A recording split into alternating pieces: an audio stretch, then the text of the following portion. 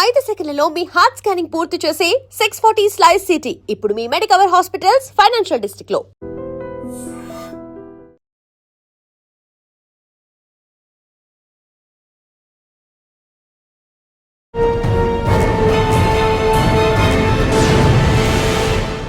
Bomb disposal state.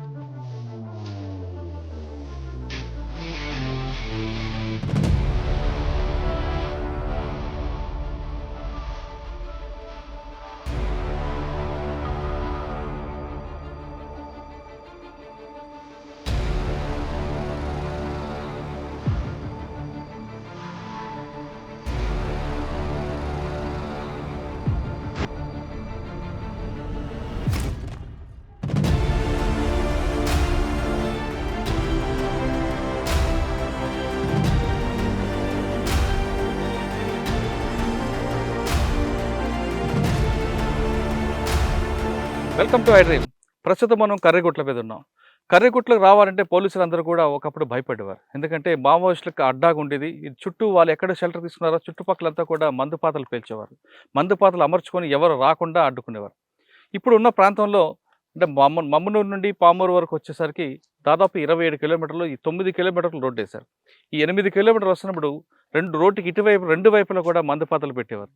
ఆ మందుపాతలను దాటుకొని రావాలంటే ముఖ్యంగా BD team, bomb disposal team ఏ విధంగా ఐడెంటిఫై చేస్తారు, చేసిన దాన్ని ఎలాగ దాన్ని డిస్పోజల్ చేస్తారు అనే విషయాన్ని మనతో మాట్లాడడానికి బీడీ టీం, తెలంగాణ బీడీ టీం ఒక ఆఫీసర్ ఉన్నారు. అని అడిగి చాలా క్లారిటీ తెలుసుకుంది. ఎందుకంటే కర్రగుట్టకు రోడ్డు వేశారు, ఇక్కడ నుంచి పైకి డైరెక్ట్గా ఇంకో మరొక 20 కిలోమీటర్లకు వెళ్ళి కనిపిస్తుంది. కాబట్టి ఈ ప్రాంతంలో రోడ్డు కరెక్ట్గా వెళ్ళాలంటే రోడ్డు ఓపెనింగ్ పార్టీతో పాటు బీడీ టీం ఎలాగ ఐడెంటిఫై చేస్తుందో ఆ విషయాన్ని మీ పేరు అన్నారు? విఘ్నేష్ సార్. విఘ్నేష్ ఉన్నారు. విఘ్నేష్ నాయుడు తెలుసుకుందాం. విఘ్నేష్ గారు నమస్తే అండి. సార్ విఘ్నేష్ గారు, ఈ బీడీ టీం సార్ ఇప్పుడు ఎక్కడ రోడ్డు వెళ్ళినా, రోడ్డు వేయాలన్నా, ఆఫీసర్ మూవ్మెంట్ ఉండాలన్నా మీ రోల్ ఇంపార్టెంట్. ఆపరేషన్ కర్రగుట్లు దాదాపు 21 రోజుల నుంచి మీరు తిరుగుతూనే ఉన్నారు. మీరు మొమ్మనూరు నుంచి క్యాంప్ నుంచి స్టార్ట్ అయ్యి ఇప్పుడు మనం డోలీ వరకు వచ్చాం. ఇది దాదాపు ఒక 12 కిలోమీటర్లకు వచ్చినట్టున్నాం. 15 కిలోమీటర్లు, ఇంకొక 15 కిలోమీటర్లు వెళ్ళాలి. ఈ 12 కిలోమీటర్లో ఎన్ని ఐడెంటిఫై చేశారు? ఎలా మీకు తెలుస్తుంది బీఫెల్కి వస్తుంది? దాన్ని ఎలా మీరు తెలుసుకున్న వెంటనే మీ వాళ్ళకి ఎలా చెప్తారు? వాళ్ళు ఎలా దాన్ని డిస్పోజ్ చేస్తుంటారు? సార్ అది మన మురుము నుంచి పామనూరు మధ్యలో ఒక 12 లాగా తీసినాం సార్. మన మామూలుగా 2 పార్టీ డివైడ్ అవుతుంది సార్. రోడ్ చెక్ చేసుకుంటూ వెళ్తుంటాం సార్. వెళ్తుంటే మనకు వెళ్ళే క్రమం మధ్యలో ఏమైనా ఐడీస్, ఇది మెయిన్ ఏంటంటే మెటల్ డిటెక్టర్ సార్. ఏదైనా మెటల్ ఉన్నా ఎనీ మెటల్ సార్, ఏ మెటల్ డిటెక్ట్ చేస్తారు సార్. ఓకే. ఈవెన్ మనకు రాయి, మన ఇది బోల్ట్ లాంటివి కానీ అవి ఉన్నా డిటెక్ట్ చేస్తుంది సార్. ఫస్ట్ మన సౌండ్ రాగానే మనం ఫిజికల్గా అబ్జర్వ్ మనం చేసుకోవాలి సార్. ఖచ్చితంగా ఇది మైన్ అని గుర్తుపట్టారు సార్. మనకు ఇండికేషన్ చేస్తుంది. తర్వాత మనం అబ్జర్వ్ చేయాలి సార్ ఫిజికల్గా, అది మైనా కాదా, అసలు అక్కడ ఏమున్నదని మనం ఫిజికల్గా దాన్ని చేసుకోవాలి సార్. ఓకే. ఫస్ట్ డిటెక్ట్ అయినాక మేము చెక్ చేస్తాం సార్, సరౌండింగ్ మొత్తం చెక్ చేస్తాం సార్, ఏమన్నా ఉన్నాయా లేవని. మైన్ పెడితే సార్, ఇక్కడ సపోజ్ ఇక్కడ మైన్ పెట్టినాం సార్, సపోజ్ ఇక్కడ సౌండ్ వచ్చింది అనుకోండి సార్, వాళ్ళు ఏం చేస్తారంటే బ్యాటరీగా నా సైడ్ దగ్గర పెడతారు సార్. సోర్స్, బ్యాటరీ సోర్స్, దాని పవర్ సోర్స్ ఇట్లా. సో మనం సరౌండింగ్ మొత్తం చెక్ చేస్తాం. ఫస్ట్ పవర్ సోర్స్ ఎక్కడ ఉందనేది చెక్ చేస్తాం సార్. ఎందుకంటే పవర్ సోర్స్ మనం ఐడెంటిఫై చేసినాం అనుకోండి సార్, సగం దాన్ని తీసేసినట్టే సార్. మనకేం ప్రాబ్లం ఉండదు. ఫస్ట్ పవర్ సోర్స్ని డిటెక్ట్ చేస్తాం సార్. పవర్ సోర్స్ని డిటెక్ట్ చేసిన తర్వాత ఇక్కడ స్విచ్ లా పెడతారు సార్. మనం సపోజ్ ఇక్కడ స్విచ్ పెడతారు సార్, తొక్కితే బ్లాస్ట్ అవుతుంది సార్. పవర్ సోర్స్ మాత్రం దూరంగా పెడతారు సార్. ఎందుకంటే వర్షం పడ్డ ఏం పడక తడవకుండా మనకు చెట్ల దగ్గర, రాయి దగ్గర కానీ పెట్టుకుంటారు సార్. స్విచ్ ఒకలా స్విచ్ దగ్గర మైన్ ఏడు పెడితే స్విచ్ మ్యాక్సిమం వాళ్ళు బీర్ సీసాలలో అట్లా పెడతారు, కార్డెక్స్ వైర్ పెట్టి పెడుతున్నారు సార్. తొక్కితే బ్లాస్ట్ అవుతుంది సార్. అంటే బీర్ సీసా లోపల స్విచ్ ఉంటుంది, బయట ఉంటుంది సార్. మనం సపోజ్ ఇక్కడ బీర్ సీసా పెడితే ఇక్కడ స్విచ్ పెడతారు సార్. ఇక్కడ తొక్కగానే బ్లాస్ట్ అవుతుంది సార్. దాని ఇంపాక్ట్ ఎంత వరకు ఉంటుందండి? ఒక మనిషిగా ఉంటుంది. వాళ్ళు పెట్టేదంటే మినిమం ఒక లెగ్ ఇంజురీ కానీ మనం చనిపోరు సార్. మ్యాక్సిమం వాళ్ళు ప్రజెంట్ మేము చూసిన అయితే మనిషి ఇంజురీ కావడం సార్. ఎందుకు? వాళ్ళకి ఏంటి దాంట్లో వస్తుంది? కొంచెం బాడీ డ్యామేజ్ అయితే కొంచెం వాళ్ళని అటాక్ చేయడానికి కొంచెం కొన్నిసార్లు అంటే గతంలో తీసుకుంటే బీపీ వెహికల్స్ కూడా పైకి లేపే విధంగా అది ఇక్కడ తక్కువ సార్. అట్లా అవి ఎక్కువ ఎక్స్ప్లోజ్ పెడతారు సార్. ఇక్కడ మ్యాక్సిమం అయితే మేము చూసిన అయితే ఒక మనిషి ఇంజురీ ఏమన్నా పెడుతుంది. అంటే మీరు తీసిన 12లో కూడా మనిషి ఇంజురీ అంతే సార్. ఇప్పుడు మీరు చెప్పారు ల్యాండ్ ఇది, ఆడ ఎప్పుడో పెట్టుంటారు వాళ్ళు, అది వర్షం పడిపోయింది, అన్ని డ్యామేజ్ అవుతాయి సార్. అన్ని ఎండిపోయిన తర్వాత ఎలా తెలుస్తుంది దాంట్లో సార్? ఉంటాయి సార్ కొంచెం, మనకు అలా మెటల్ అది డిటెక్టర్ ఉంటుంది సార్. అలా అది మెటల్ అన్నట్టు కొంచెం సౌండ్ వస్తుంది సార్.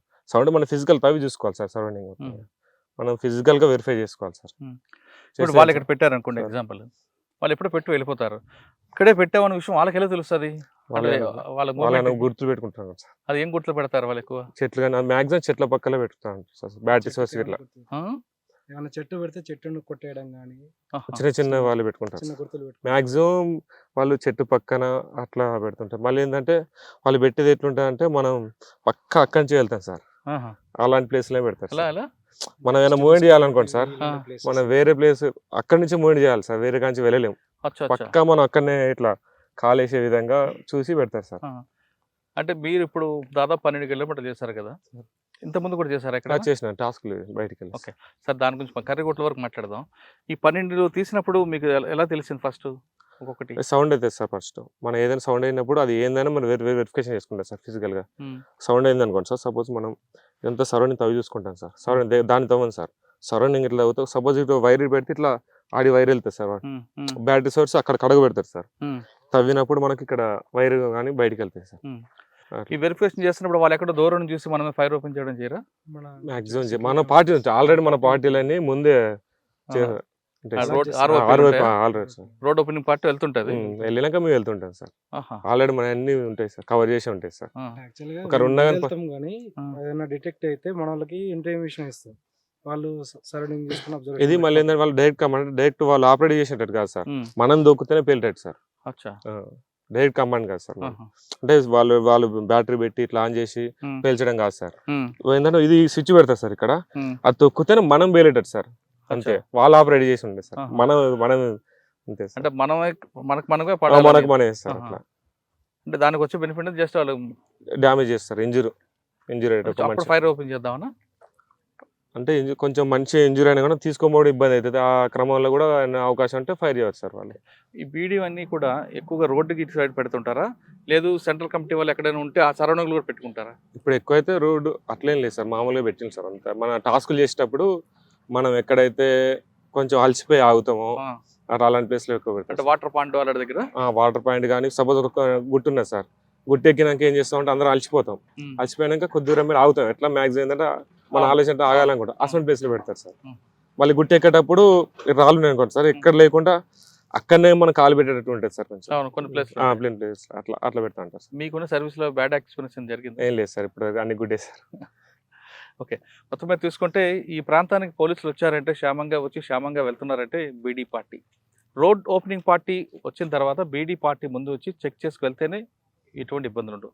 లేదంటే కర్రిగుట్లకు వస్తున్నప్పుడు వాళ్ళు చెప్తున్నట్లుగానే ఇప్పటి వరకు దాదాపు 16 ఐడీలు ఐడెంటిఫై అయ్యాయి. ఒకవేళ ఇది ఎక్స్పీరియన్స్ లేకుండా వాళ్ళే పెట్టుంటే మాత్రం డ్యామేజ్ అయ్యి ఉండేది. కాబట్టి తెలంగాణ బీడీ పార్టీ మంచి ఎక్స్పీరియన్స్ ఉంది కాబట్టి వాళ్ళందరూ కూడా జాగ్రత్తగా కేర్ఫుల్గా వస్తూ ఇప్పుడు దాదాపు 16 కిలోమీటర్లకు వచ్చారు. ఇప్పుడు మనం వెనక చూస్తుంటే ఈ డోలీ ప్రాంతం మరొక 10 కిలోమీటర్లు, అంటే ఇల్లు దిగిన తర్వాత పూజారి కాంకేర్ అని మన ఛత్తీస్గఢ్ ఏరియా వస్తుంది. ఆ ఏరియాతో తెలంగాణ బార్డర్ కట్ అవుతుంది. ఇక్కడ వరకు రోడ్డు వేస్తే తర్వాత వీళ్ళందరికీ కూడా కావాల్సిన ఆదివాసీలకు కావాల్సిన అన్ని ఏర్పాట్లు చేస్తారు. ఈ రోడ్డు ఒకవేళ ముందుకు దిగిన తర్వాత ఛత్తీస్గఢ్ వెళ్ళచ్చు, లేదా రైట్కి వస్తే వాళ్ళు తిరిగి మనం వెంకట చెర్ల వైపు రావచ్చు.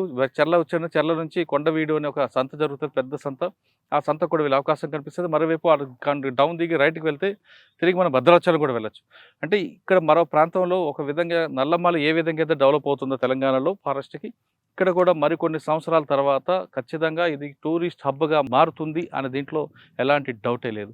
కర్రిగుట్ల నుంచి పీడీ టీం దగ్గర నుంచి ఈ ఎక్స్క్లూజివ్ ఇంటర్వ్యూ వచ్చే ఇష్యూలో మళ్ళీ కలుద్దాం. అంతవరకు నమస్తే. Thank you brother. Thanks, all the best. మీరు చాలా కేర్ఫుల్గా ఉండాలి. Thank you.